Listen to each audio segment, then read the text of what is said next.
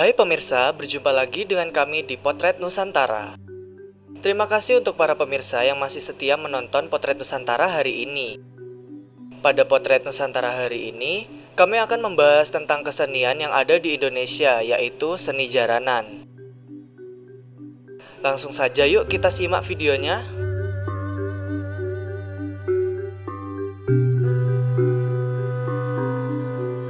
Seni jaranan adalah sebuah kesenian yang sudah ada pada zaman sebelum masuknya pengaruh Hindu dan Buddha.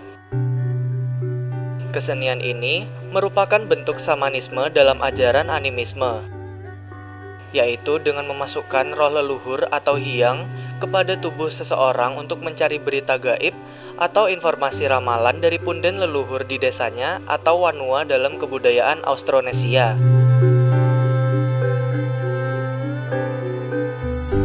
Jaranan merupakan praktik animisme melalui pawang atau dukun dengan memasukkan roh atau entitas gaib ke dalam suatu medium tubuh manusia.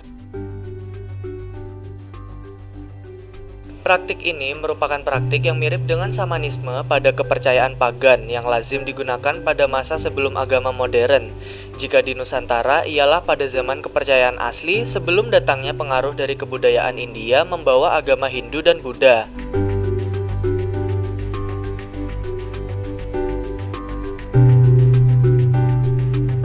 Jaranan pada zaman dahulu selalu bersifat sakral.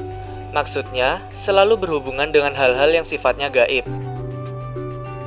Selain untuk tontonan, dahulu jaranan juga digunakan untuk upacara-upacara resmi yang berhubungan dengan roh-roh leluhur keraton. Pada zaman kerajaan, dahulu jaranan sering kali ditampilkan di keraton.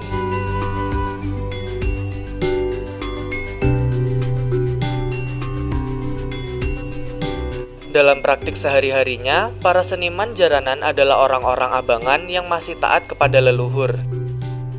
Mereka masih menggunakan danyangan atau punden yang tinggi terhadap roh-roh nenek moyangnya.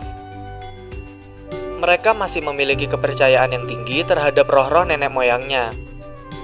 Mereka juga masih melaksanakan keselamatan seperti halnya dilakukan oleh orang-orang dahulu. Clifford Geertz mengidentifikasi mereka dengan sebutan abangan Geertz. Masyarakat abangan adalah suatu sekte politio-religius di mana kepercayaan Jawa asli melebur dengan marxisme yang nasionalistis dan memungkinkan pemeluknya sekaligus mendukung kebijakan komunis di Indonesia, sambil memurnikan upacara-upacara abangan dari sisa-sisa Islam.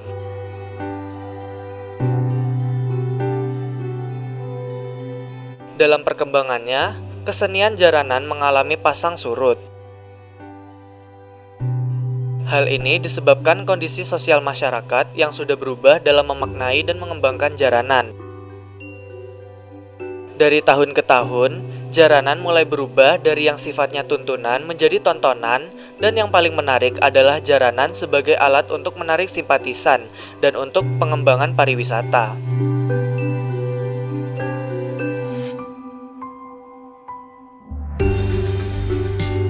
Jaranan pada tahun 1960-an menjadi alat politik PKI untuk menopang kekuasaannya dan menarik massa.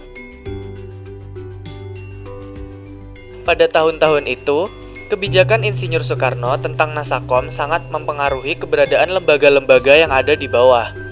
Dari nasionalisme, agama dan komunis ini memiliki lembaga-lembaga sendiri. Kelompok itu memiliki basis kesenian sendiri-sendiri. Dalam rangka memperbaiki citra jaranan di muka masyarakat, seniman jaranan mulai menghaluskan jaranan. Pada tahun 70-an, gerakan untuk merevitalisasi jaranan sudah mulai diupayakan. Penghalusan dalam wilayah tarian, dandanan, dan musik pun sudah mulai dilakukan. Para seniman jaranan mulai memodifikasi jaranan dari pakaian, make up, dan tarian serta musiknya.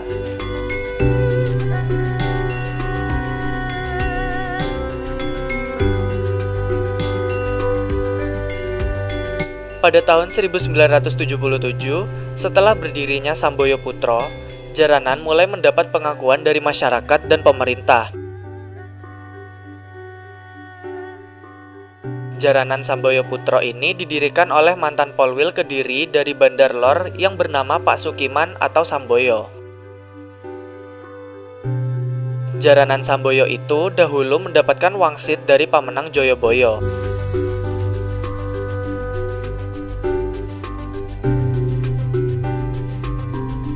Gerakan joget pada jaranan itu adalah pakem dan tidak bisa diubah.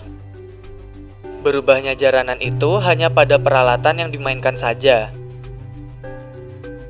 Wijaya Putro dan Sanjoyo Putro masih mempertahankan pakem yang ada pada jaranan.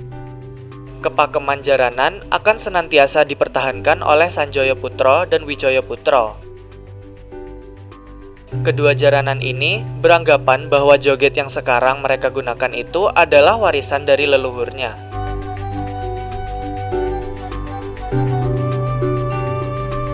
Berbeda halnya dengan Joyoboyo Putro yang lebih suka berkreasi dengan model-model baru.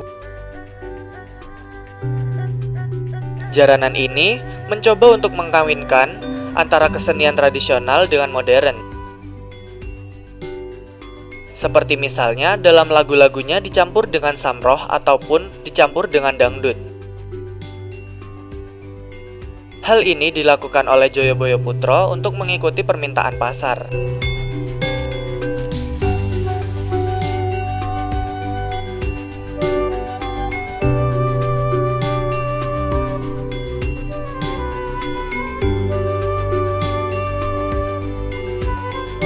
Begitulah beberapa informasi menarik tentang kesenian jaranan. Begitu banyak budaya, tradisi, dan kesenian yang masih dilestarikan di negeri kita tercinta Indonesia ini. Terima kasih telah menyaksikan Potret Nusantara hari ini. Semoga bermanfaat dan dapat menambah wawasan untuk para pemirsa. Nantikan Potret Nusantara yang menarik lainnya hanya di... Kami pamit undur diri dan sampai jumpa.